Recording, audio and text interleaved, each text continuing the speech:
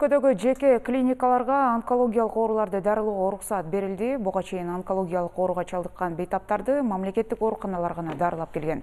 Эми жарандар лицензия алып, кызмат көрсөтө баштаган клиникаларга кайрыла алышат. Бул өз кезегинде атаандаштыкты жаратып, онкологиялык ооруларды дарылоодо жарандарга түзүлгөн шартты жакшыраар айтылат. Аталган чечим тууралуу Ала Тоолаев көрсөтүүсүнүн кезектеги чыгарылышында маалымат беребиз. Кызматта Кыныкей Бозгонова, амансыздарбы? Эми студиябыздын меймандары Юстиция министрлигине караштуу Ченемдик жана мыйзамдуулук институтунун директору Аяз Жаркынбаев жана Саламаттык сактоо министрлигинин медициналык жана фармацевтикалык ишке лицензия берүү бөлүмүнүн башчысы Аман Осмонов бар. Урматтуу меймандар, саламатсыздарбы? Студиябызга кош келиңиздер. Ыраазычылык билдиребиз. Бул тууралуу кыскача буга чейинки эфирлерибизде дагы айтканбыз. Аталган тема боюнча бул эми жалпы өлкөдөгү бюрократияны азайтуу иштеринин алкагында жүрүп аткан иштердин бир бөлүгү болуп атат. Саламаттык сактоо тармагындагы. Адегенде Аяз мырза, сизден баштайлы. Сөзүбүздө эмне зарылдык болду? Мындай чечим кабыл алууга бул эмне берет тармак үчүн? Рахмат. Биринчиден, азыркы жүргүзүп аткан реформа, дебюрократизациялоо негизги 7 принциптери бар да. Биринчиден алар жөнөкөйлөтүү, жанагы мамлекет кылган кызматтарды да, кызмат көрсөтүүлөрдү алып барган иштерин жөнөкөйлөтүү да. Ошо анын ичинде дагы бир ошондой бир принциби бар, ал аутсорсинг деген. Бул мамлекеттик кызматтарга менчик жакка берүү да. Ошонун ичинде биз мурда 2023 жылга чейин ошо онкологияны дарылаган тармагы бул мамлекеттик монополия болуп эсептелген да. Ошо мыйзамында ошентип көрсөтүлгөн да, что только мамлекеттик ооруканалар дарылайт депчи. Анан ошонун негизинде азыркы ошол учурда биз баарын изилдеп чыкканда азыркы болгон ошо мамлекеттик онкологиялык борбордун өзүнүн эмеси мощности ошо жетишпей атат да. Анткени жыл сайын 5,5 миңден жаңы пациенттер чыгып атат. Алардыкы где-то около 500 койка месталар бар да. Ошон үчүн жетишпейт да.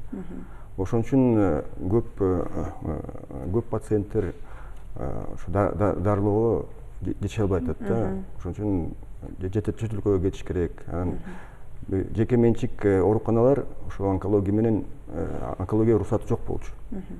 Ошон үчүн инвестицияда келишчү эмес ошо онкология. Ошон үчүн биз да ошону сунуш кылганбыз. Ошо онкологиялык дарылоону жеке менчикке да аутсорсинг кылуу, дебюрократизациянын негизинде аутсорсинг кылууга деп сунуш бергенбиз. Ошон менен азыр бул тармак жеке менчикке уже уруксат берилди. Ошонун негизинде биз ошо ойлоп атабыз, азыр биздин Кыргызстан жарандарына, ошо ооруп аткан жарандарына көбүрөөк мүмкүнчүлүк берилет депчи. Азырда инвестициялар келет, бияктан жаңы ооруканалар ачылат. Анан азыркы учурда ошо менчик ооруканалар деле негизинде өзүлөрү мындай фактически кылып атат да ошонун баарын. Бирок бул деле өзүнчө мындай формальный жака, легализация жака алып келиш керек үчүн болгон үчүн ошон үчүн бизде ошо сунушту киргизип атабыз. Эми ошо расмий түрүндө, официалдуу түрдө ошол кызматтарды көрсөткүлө депчи. Практика жүзүндө буга чейин дарылап эле келишет деген сөз дагы жеке. Ооба, эми алар баары бир анын баарын карасак, мындай өзүнүн уруксаты жок болчу, бирок мындай онкология эмес деп, мындай ошо онкологиянын жанында эле болуп атып эле баары бир жасап атышты кедекилер. Ошон бирок эми азыр ошонун баарын мындай официалдуу расмий түрдө мыйзамдаштыруу кылып, ошо аутсорсинг кылдык. Эми ошонун негизинде биз ойлоп атабыз, азыр ошо жакшы шарт түзүлдү. Эми азыр уже бул башталышы болуп атат. Биз деле ойлоп атабыз, жакын арада 1-2-3 жылдын ичинде бул тармак аябай жакшы өнүгөт депчи. Жакшы. Бул Аман мырза, бизде эми сиз буга чейин дагы эфирге келип айтып бергенсиз, жеке клиникалар боюнча бизде маселе бар. Анын ичинде баягы уруксатсыз иштеп аткандары, мыйзамсыз иштеп аткандары, талаптарга жооп бербегендери көп экендигин өзүңүз айтып кеттиңиз. Өткөндө 2800-гө жакын мыйзамсыз иштеп аткан клиникалар бар экендигин айткансыз. Эми бул кандай шарттар менен азыр эми жеке клиникаларга уруксат берилет, кандай талаптар коюлат аларга, алар тараптан эмне керек болот? Саламатсыздарбы да бир жолу. Бүгүнкү күндө саламаттык сактоо министрлиги тарабынан 2 жеке менчик клиникага онкологиялык ооруларды дарылоо боюнча лицензия берилди. Эми бул талаптары болсо ошо берилген онкологиялык оорулар бул өзгөчө оорулар болуп саналгандыгына байланыштуу. Биз баягы клиникалар, арыз берген клиникалардын баягы материалдык жактары төп келишкен лицензиялык талаптарга жооп берген жанагы университеттик клиникалар деп коет. Баягы акчалар бар, высокотехнологический оборудованиялар деп коет. Өтө кымбат болгон дарыларды, дары-дармектерди, аппаратураларды алып келе алган жөндөмү бар клиникаларды карап, баягы жанагы врачтары да, дарыгерлери квалификациялык жактан төп келишкен клиникаларга бердик. Бул экинчи баскычтагы ооруканалар болуп саналат. Эми ушул ооруканаларга жанагы максаты биздики мурда Аяз мырза айтып өткөндөй жанагы бир эле онкологиялык клиника биздин борборубузга кайрылып келсе, эми биздин жарандар ушу жанагы жеке клиникаларга да кайрыла алышат. Максаты жана айтылып өткөндөй эле жарандар бир конкуренция түзүп, ошол эле маалда баягы биздин мамлекеттик оорукананы кичине разгрузка алганга да ошондой максатта дагы берилип, анан бул жанагы принцип дебюрократизация болуп атпайбы, ошон менен иш жүргүзүлүп атат азыр. Буга чейин кандай дарыланып келген, кандай шартта онкологиялык оорулар?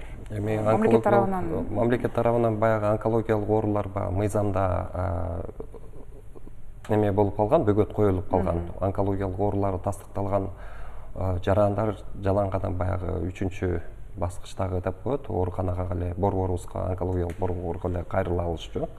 Ал эми калгандары эми жеке клиникаларга деле кайрылышчу, бирок биздин практика көрсөткөндөй, ал жерден операциялар, башкалар жасалат, бирок баягы клиника морфологиялык жактан диагноз койгондо онкологиялык оорусу тастыкталгандан кийин гана биздин жана мамлекеттик ооруканага направление кылчу да, ошо жиберилчү. Бирок акысыз дарыланабы бизде онкологиялык оорулар? Ооба. Жеке клиникалар эми алар акысыз жүргүзбөйт. Бизде мыйзамда жазылган, баягы биздин милдеттүү түрдө медициналык камсыздандыруу борбору менен фонду менен баягы жеке клиникалар өз аралуу меморандум же бир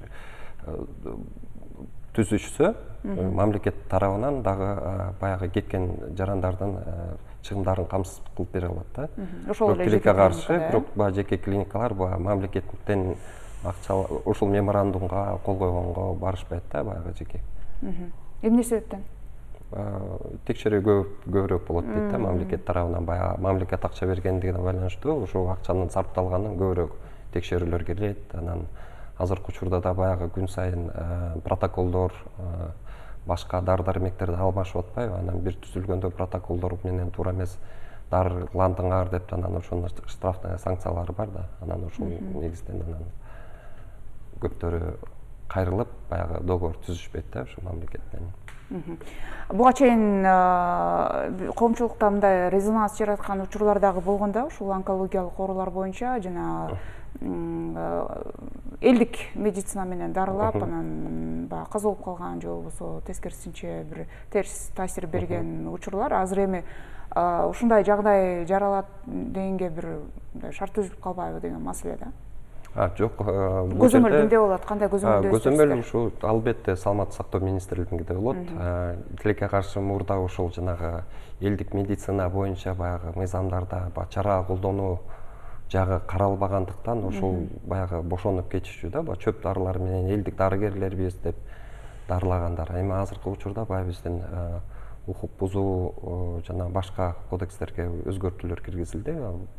Вплоть до лишения свободы болуп кетишет да, баягы дарыланган учурга кайрылып, туура эмес дарылангандар, медициналык билими жоктор ошо көбүнчөсүн дарылайт да, баягы алдап эметип анан ошолорго баягы биз дагы ошо саламаттык сактоо министрлиги жагынан ошо көп мыйзамдарга өзгөртүү киргизип азыр ошо бүгүнкү күнгө мындай республика боюнча рейдтер өтүп атат. Ошондой баягы сизге айтып өтпөдүк беле, баягы лицензиясы жок ишмердүүлүк кылган баягы жеке клиникаларды баягы тастыктап жоопко тартуу боюнча иштер жүрүп атат да. Демек, бул азыркы онкологиялык ооруларды дарылоо боюнча өзүнчө лицензия берилет экен да? Ооба. Мурда тыйылып турса, азыр болсо ошо дебюрократизациянын негизинде уже жеке клиникаларга берилет, лицензия берилет баштады да. Негизи эле ошо саламаттык сактоо тармагында сиздер азыр эми ар бир тармак боюнча иш алып барып атасыздар, бирок саламаттык сактоо тармагы социалдык тармак жалпысынан мындай оор тармак болуп эсептелет. Жарандарга кызмат көрсөтүү бул биздин ар бир жаран менен байланыштуу тармактар да. Булар кандай азыр жеңилдиктер, жөнөкөйлөтүү, ошол бюрократияны азайтуу боюнча кандай иштер азыркы учурда жана келечекте кандай иштерге барасыздар? Азыркыга чейин көп эле кадамдар уже жасалды. Мисалы биринчиден жанакы справкалар боюнча, азыр справкалардын баарын түндүктөн эле алса болот да. Уже мындай кагаз түрүндө алууга уже мүмкүнчүлүк эмеси жок да, мүмкүнчүлүк жок.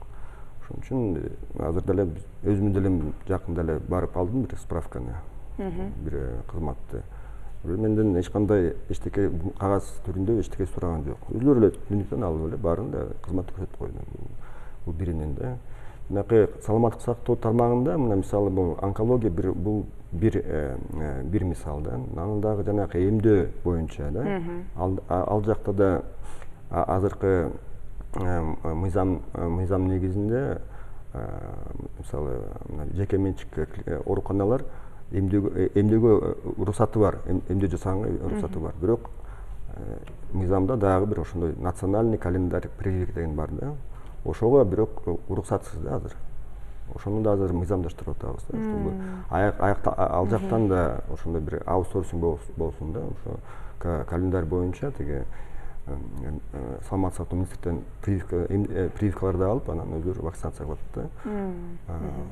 Ошол жагын карап атабыз. Анан да мисалы жакында эле ошо менин коллегаларым айтып кетти эле, мурда жанакы инвалидность жөнүндө ошолдо бир чоң нерсе болду. Анткени ар бир жыл сайын ошо статусту, макамды ошо бекитиш үчүн жыл сайын ошо комиссияны өтүш керек эле. Колуң бутуң жок болсо деле барып эле убаракерчилик убара болчу да. Ошондой көп нерселер болуп атат да. Ал жөнүндө бүт баарын айтып бергенге өзүнчө бир жыйынтыктуу программа жасасак жакшы болот эле. Анан дагы бул тармакта жанакы фонд бар да. Кыргызча кандай эле ошо обязательно камсыздандыруу фонду.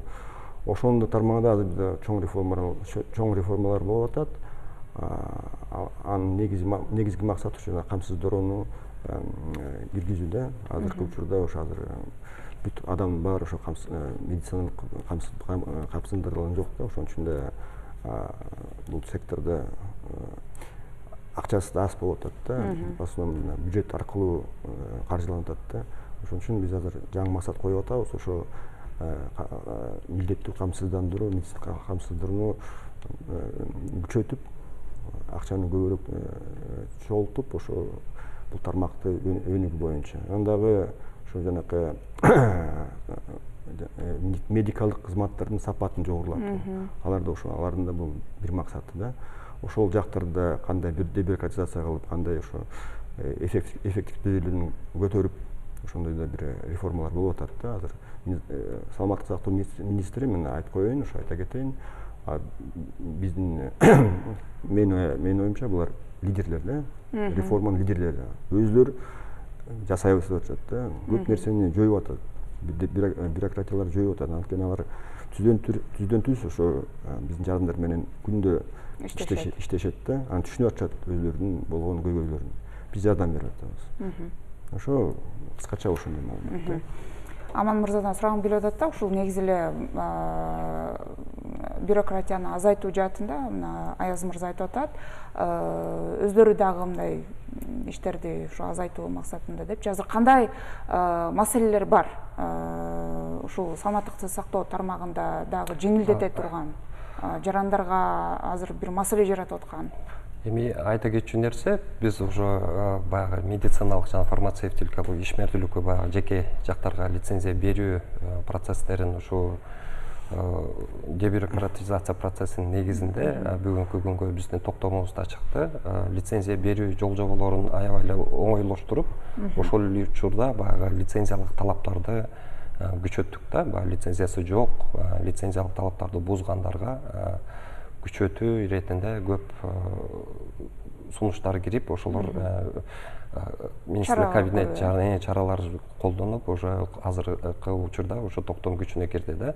Ошо дебюрократизация деп атпайбызбы? Ошо мурда кандай баягы барьерлер болсо, ошонун көптөрүн алып, ошо элдерге, жарандарга жана жеке ишкерлерге мындай жол жоболорун оңойлотуп берели деп баягы процесстерди дагы, лицензия процесстерин да биз аябай көптөрүн көп бизге керектүү документтердин баарын азайтып, анан ошо процессти да ошо дебюрократизация менен азайттык да. Дагы да бир айтып кетсе, жана дагы бир азыр саламаттык сактоо министрлигинин бир сунушу, жакшы бир сунушу, чоң сунушу бар ошо реформа алкагында.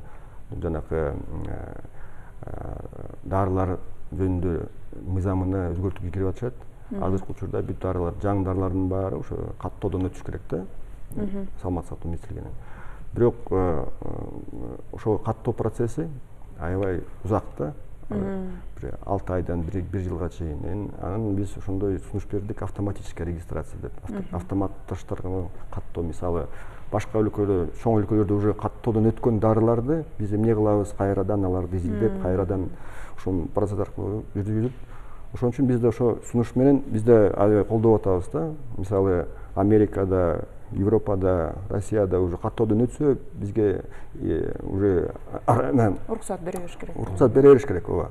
Ошон үчүн бул деле бир чоң кадам да. Бул деле бир чоң кадам, анан бул деле дебюрократизацияга бир чоң эмеси да, натыйжасы да. Анткени бул жаңы дарылар уже бат келе баштайт да. Ошондой жанагы дефицит жок болот да. Мындай сунуштарды министрликтер өздөрү берип атышат да, сиздерге ушундай маселелер жаралып атат. Сиздер болгону мыйзамдык жагын тууралап берип атасыздар. Биз кошо же атайын анализ жүргүзүп атасыздар. Биз кошо отуруп, алар менен сүйлөшүп, өзүнчө методика менен отуруп, кайсы кызматтарды, кайсы ишиңерди жанагы 7-8 принцип менен ошолордун баарын карап атабыз. Мисалы, кайсы процесстер жөнөкөйлөштүрүш керек да. Кайсы процесстерди менчиктештириш керек. Кайсы процесстерге мыйзамга киргизбей, мындай эле өзүнүн эмеси менен да, игара укукту менен бүтүрсө болот министрлик депчи. Ошонун баарын карап, анан кайсы процесстер аябай татаал болуп атат да. Жаран көп көрсөтүлгөн кызматтарды карап атабыз кошо да. Ошол жактарда кандай эмне жакшыртсак болот депчи. Анан чогуу чечимге келебиз да. Ошол чыгарылган сунуштар анан кошо иштетилип, жанагы комиссия, межеличный комиссия по дебюрократизации деген биздин ошо председатель Кабмина ал өзү ошол комиссияны жетектейт. Ошол ар бир ай сайын чогулушат, ошо бүт сунуштун баарын карашып, ошолорду анан уже кабыл алышат. Анан кабыл алгандан кийин ошол сунуштун баары кайра эле министрликтерге келет, бизге келет, анан биз ошолорду уже даярдайбыз чыгаргангачы.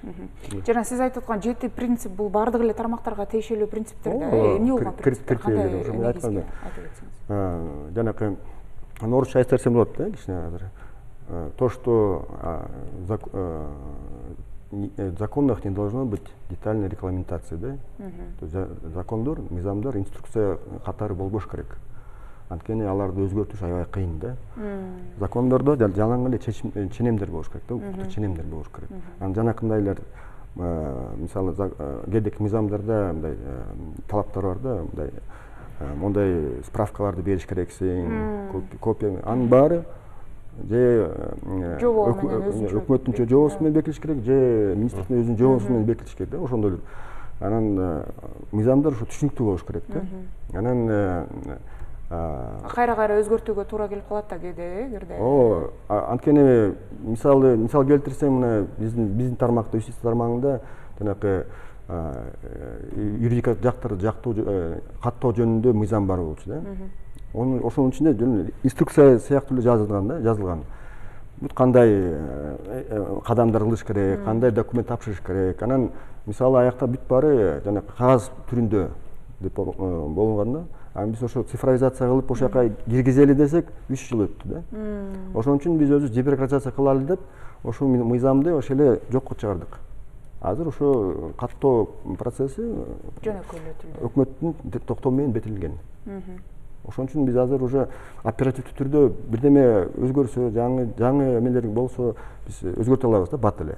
Жанакы зор кыйынчылыктан өтпөй, көп убакытты узартпай. Ошон үчүн бул чоң принцип да. Бул негизи бул чоң принцип. Анткени биздикилер баарын эле мыйзамдарга тыгып атат да. Мурда баарын эле мыйзам менен жазчу да. Мындай мисалы даже монополия да. Канча жыл жасадык да. Эл канча жыл күттү. А так булардын колунда болсо өзүлөрү эле киргизмек муну да. Керек мыйзамды өзгөртүүгө туура келди деген сөздү айтып атасыз да. Ошон үчүн да негизи дагы бир принцип бул ар бир мамлекеттик орган өзүнө жоопкерчиликти алыш керек да. Баарын эле ошо мыйзамдар менен же токтомдор менен чечпей, ички тартип менен жөнгө салса болот. Ички тартип менен же өзүнүн функцияларына караш болсо, өзүлөрү чечиш керек да. Трансфер ответственности регулятором деп атабыз, трансфер ответственности. Ошо жанакындай аутсорсинг, кээдеки көп кызматтар мисалы уже кереги жок да, мамлекетке кереги жок ал кызматтар. Эми жеке менчик эмеге тармагына берип койгула. Аякта да аны бирок көзөмөл койгула. Силер өзүңөр алып барбагыла кызматтарды, бирок көзөмөлдөгүлө. Күчөтүш керек көзөмөл. Ошон үчүн да жанакындай ахват да болот. Ошондо да конкуренция да болот, сапаты да жогорулатат. Медицина тармагындагы конкуренция боюнча негизи буга чейин айтылып келген, жеке клиникаларды өнүктүрүш керек, ошолорго көбүрөөк мүмкүнчүлүктөрдү бериш керек деп. Азыр мына ошол нерсе ишке ашкан турат окшойт. Аяз мырза айтып атат, дагы бул кийин дагы бир мүмкүнчүлүктөр берилет деп. Азыр эми мындай жалпысынан жана сөзүбүздүн башында айтпадыкпы, 2800 мыйзамсыз иштеп аткан клиникалар бар десеңиз, бул баягы коркунучтуу сандай көрүнөт да.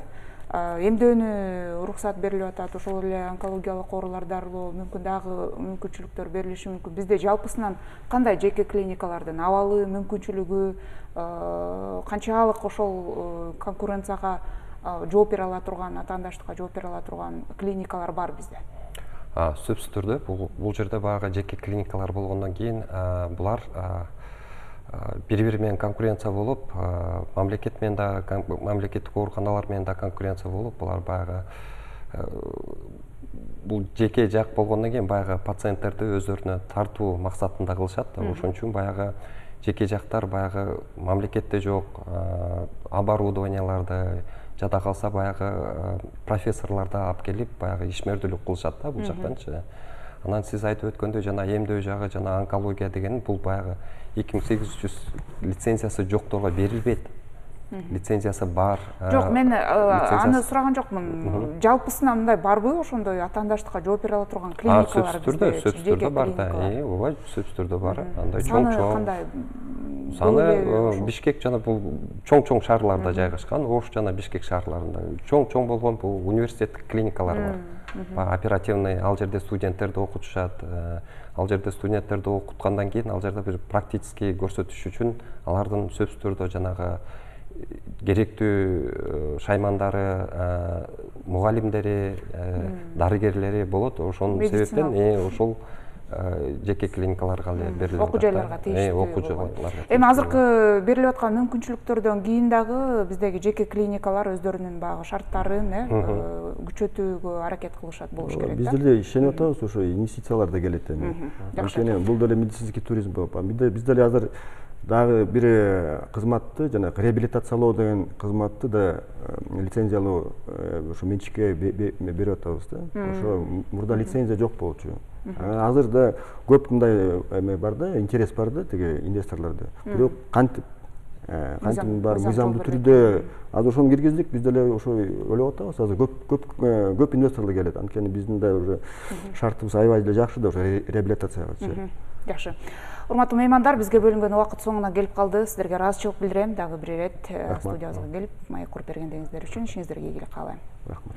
Алаталаев берүүсүнүн бул чыгарылышында өлкөдөгү жеке клиникаларга онкологиялык ооруларды дарылоого уруксат берүү маселесинин тегерегинде сүйлөштүк. Кайрадан амандыкта көрүшөлү.